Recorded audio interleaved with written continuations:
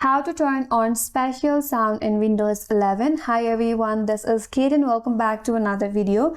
And on today's video, we will learn how we can turn on spatial sound on Windows 11. So without further delay, let's get started. For that, navigate to this search icon. Now search for settings and you have to open up settings in your device.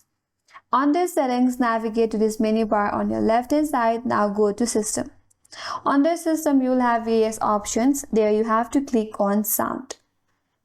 On this sound, scroll down and under advanced, click on all sound devices. Navigate towards the first option, that is headphones. Here scroll down a bit and there is an option for spatial sound, which is turn off. Now to turn it on, click on this drop down and you can select Windows Sonic for headphones. After that, the spatial sound will turn on. Then you can go back.